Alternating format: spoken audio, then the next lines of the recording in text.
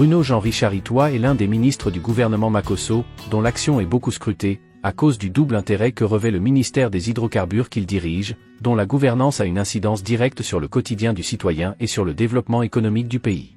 Une économie demeurée depuis des décennies, tributaire du pétrole, principale source de revenus pour l'État, en dépit des efforts entrepris ces dernières années en vue d'une diversification plus poussée.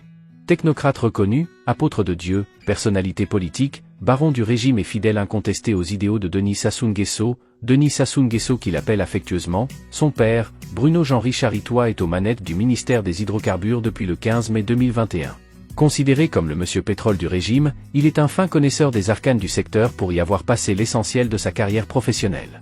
Originaire d'Olombo dans l'actuel département de l'Ankeni-Alima, au nord du pays, c'est Pointe-Noire la capitale économique, qui le voit naître le 6 octobre 1956. Marié et père de 6 enfants, Bruno Jean-Richard Itoie fait ses brillantes études universitaires à l'université Marien Ngouabi de Brazzaville, sanctionnée par une licence en mathématiques, option mathématiques appliquées. Il poursuit son cursus à l'extérieur du pays, principalement en France où il décroche tour à tour plusieurs diplômes, socle de sa future carrière professionnelle.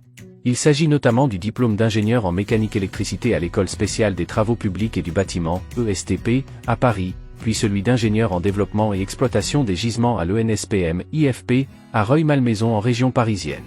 Bruno Jean-Richard Itoie est détenteur d'un DSD-MBA en administration d'entreprise obtenu à CIAE de Paris, Université Panthéon-Sorbonne.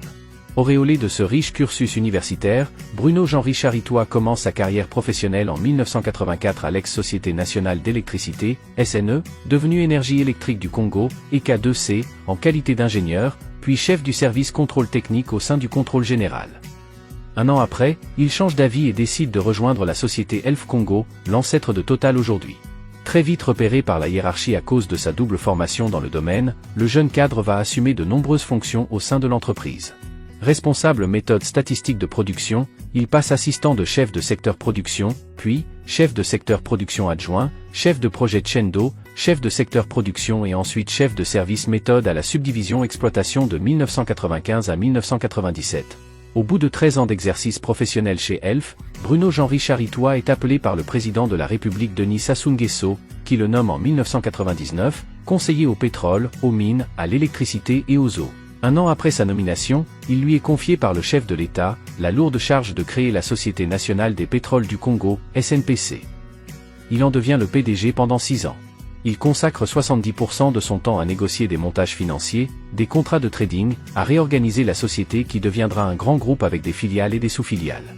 Pilier de l'industrie pétrolière au Congo, la SNPC est devenue fleuron de l'économie nationale et la plus importante société du portefeuille public. Parallèlement à ses fonctions du PDG de la SNPC, Bruno Jean-Richard Itoie a également été administrateur général de la Congolaise de raffinage, CORAF, président des conseils d'administration de SNE, SNDE, Inteles Congo et plusieurs filiales de la SNPC, membre de plusieurs conseils d'administration. Le 7 janvier 2005, Bruno Itoie fait son entrée au gouvernement en qualité de ministre de l'énergie et de l'hydraulique. Il va vite s'évertuer à apporter des solutions aux problèmes récurrents d'eau et d'électricité, à travers la mise en œuvre d'une stratégie et d'un plan national de développement du secteur de l'eau, de l'assainissement et de l'énergie. Il devient ensuite ministre de la Recherche scientifique et de l'innovation technologique en 2011. Ici le challenge était de donner une visibilité à ce département scientifique, qui devait reconquérir la place qui lui revenait.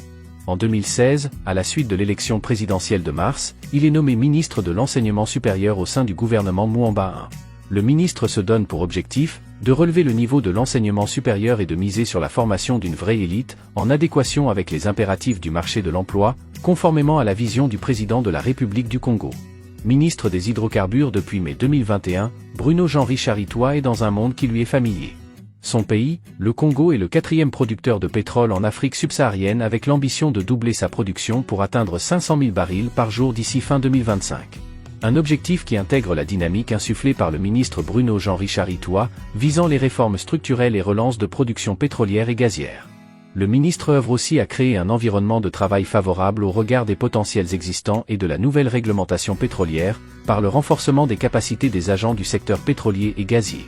L'autre espoir pour l'économie repose sur le gaz naturel liquéfié, GNL, grâce à la mise en marche de sa production à travers le projet Marine 12 GNL, qui offre de nouvelles perspectives.